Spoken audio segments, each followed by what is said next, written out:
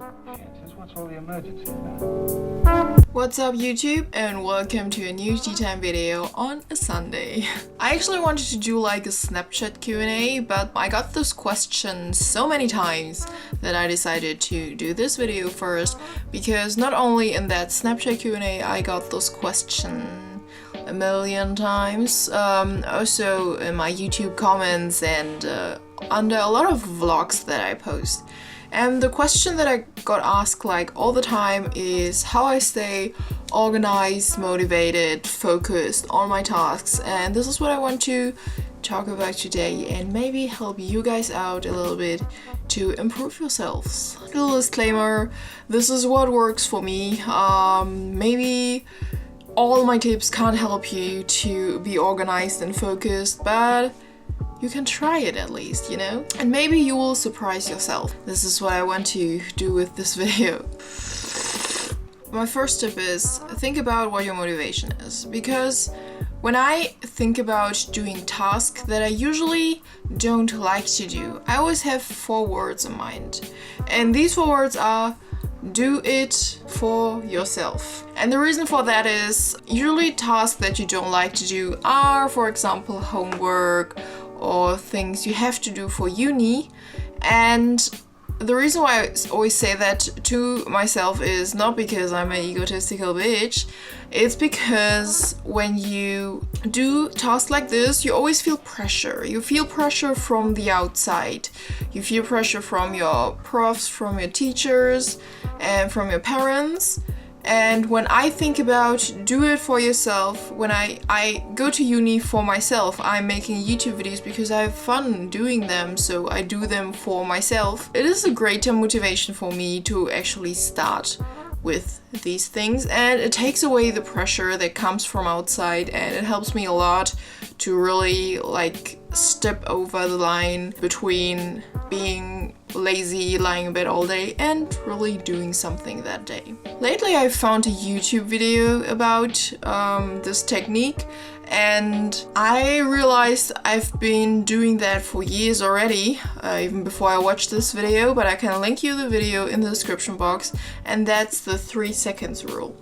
And that means, for example, you are lying in bed thinking about being super lazy, don't want to get up, and then I count 3 seconds. 1, 2, 3, and then going full berserk, really jumping up and doing something. Or sometimes I don't feel like practicing piano. Then sitting in front of the piano, I count 1, 2, 3, and then first like doing something crazy. And when you do that, you are doing this step like with so much force that you really force yourself to start something. This technique helps me a lot to do like the first step, because I think the most difficult thing is really to start your things, and once you're in, it is easier to go on. My tip number 3 is when you sitting asking yourself what task do I have to do today, and you think about I have to do that, so many things, and you start to feel anxiety and pressure. It is important to make like a ranking list in your head, like set priorities, which tasks are very important, which you can also do tomorrow when you don't have enough time for today. So it is super easy to set priorities, and it will help you to take away the pressure, because when you think about you have to do so many things at the same time, and your motivation will be vanished by the thoughts of all the pressure. And yeah, this is what I always do when I think about my tasks, always set priorities. For some people, they like to do this in their heads, but sometimes I tend to forget things. So I like to write down lists. Some people have an app for that on their phones, or a digital way to do that, but I personally am like the more analog list type. So what I've got myself is a bullet journal. I think I'm going to do a full video about a bullet journal, because this takes quite a lot of time to explain how that works, but I can show you aside in my bullet journal to see how I keep myself organized. For example, this is from the week 15th August till the 21st August. And this is appointments, what I have to do, like my appointments of the week. And then I like to write down to-do lists, and then I have different bullets, and you can't imagine how satisfying it is to paint one of those little boxes in black when I finished something. This is, for example, the videos I wanted to pre-produce before I went to China, and yeah, this is my way to write down analog lists. I really love this satisfying feeling of painting this little box black. It gives me so much love in my heart.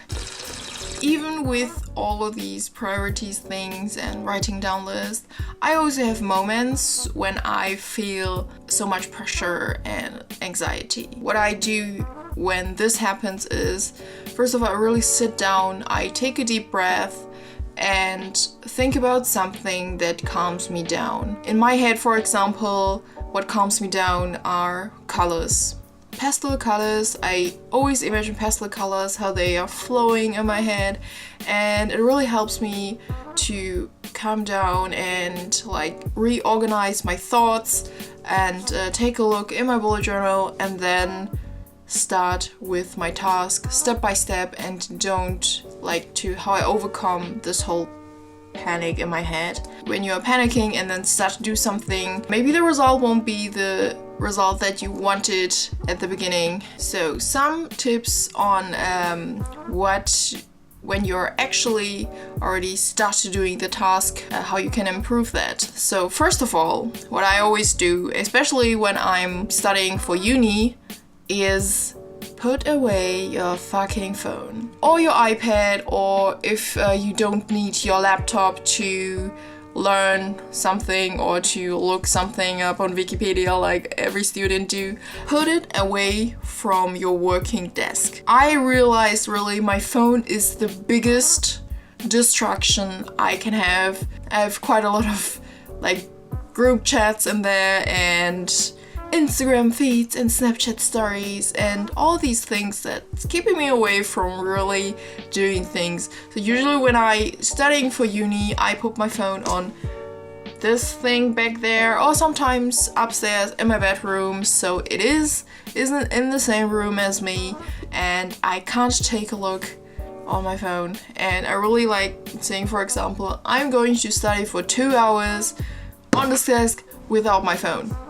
Put away your phone. And if the distraction is still too much in your room, like you have interesting books, or I don't have TV because I don't watch TV, but if you have a TV in your room that you can't like put in another room without your parents thinking that you're absolutely crazy bitch, or you have, for example, sometimes my cats are distracting me from studying, I change up my working space. I go to the library in my uni. They have great working desks and it is extremely silent in there, no distraction. I can really focus doing things. I really like the atmosphere in libraries and the smell of old books.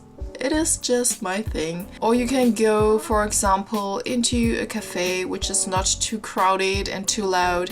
I see a lot of people doing uni stuff in cafes, even though this is not quite my thing because I don't like too many people having conversations next to me while I'm studying, but that's a personal preference. So these are just like small changes that can improve your motivation, your organization in your life, not only in school.